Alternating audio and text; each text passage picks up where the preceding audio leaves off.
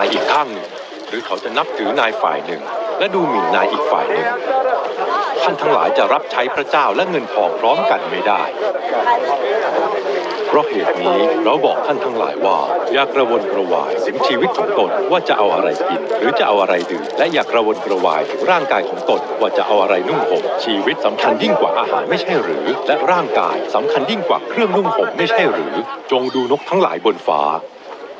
พวกมันไม่ได้หวานไม่ได้เกี่ยวไม่ได้รวบรวมไว้ในยุ้งฉางแต่พระบิดาของพวกท่านผู้สถิตในสวรรค์ทรงเลี้ยงพวกมันไว้ท่านไม่ประเสริฐกว่าพวกมันหรือ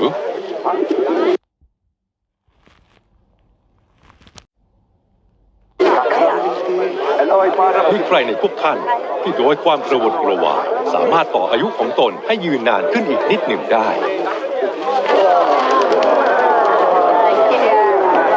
ท่านกระวนกระวายถึงเครื่องนุ่งห่มทำไมจงพิจารณาดูว่าดอกไม้ในทุ่งนานั้นเติบโตขึ้นอย่างไรมันไม่ทำงานมันไม่ปั่นได้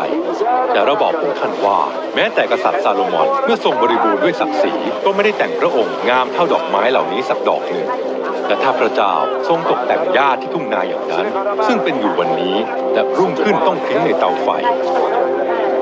โอ้พวกมีความเชื่อน้อยพระองค์จะไม่ทรงตกแต่งท่านมากยิ่งกว่านั้นหรือเหตุฉะนั้นอย่ากระวนกระวายและกล่าวว่าจะเอาอะไรกินหรือจะเอาอะไรดื่มหรือจะเอาอะไรนุ่งห่มเพราะว่าบรรดาคนต่างชาติแสวงหาสิ่งทั้งปวงนี้แต่ว่าพระบิดาของพวกท่านผู้สถิตในสวรรค์ทรงทราบแล้วว่าท่านต้องการสิ่งทั้งปวงนี้แต่พวกท่านจงแสวงหาแผ่นดินของพระเจ้าและความชอบธรรมของพระองค์ก่อนแล้วพระองค์จะทรงเพิ่มเติมสิ่งทั้งปวงนี้ให้เพราะฉะนั้นอย่ากระวนกระวายถึงวันพรุ่งนี้เพราะว่าพรุ่งนี้ก็มีเรื่องกระวนกระวายของมันเองแต่ละวันก็มีทุกข์พออยู่แล้ว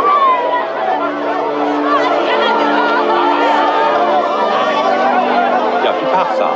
คือพระเจ้าจะไม่ทรงพิพากษาท่านทั้งหลายเพราะว่าพวกท่านจะพิพากษาผู้อื่นอย่างไรพระเจ้าจะทรงพิพากษาท่านอย่างนั้นและท่านทั้งหลายจะตวงให้ผู้อื่นด้วยทนานอันใดพระเจ้าจะทรงตวงให้พวกท่านด้วยทนานอันนั้น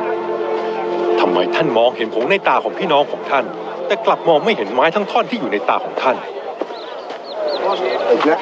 ท่านจะกล่าวกับพี่น้องได้อย่างไรว่าให้ฉันเขี่ยผงออกจากตาของเธอทั้งที่มีไม้ทั้งท่อนอยู่ในตาของท่านเองคนหน้าซื่อใจคดจงชักไม้ทั้งท่อนออกจากตาของท่านก่อนแล้วท่านจะเห็นได้ถนัดจึงจะเขี่ยผงออกจากตาพี่น้องของท่านได้อย่าให้ของบริสุทธิ์แก่สุนัขอย่าโยนไข่มุกให้แก่สุกรเกรงว่ามันจะเหยียบย่ำเสียและจะหันกลับมากัดพวกท่านด้วย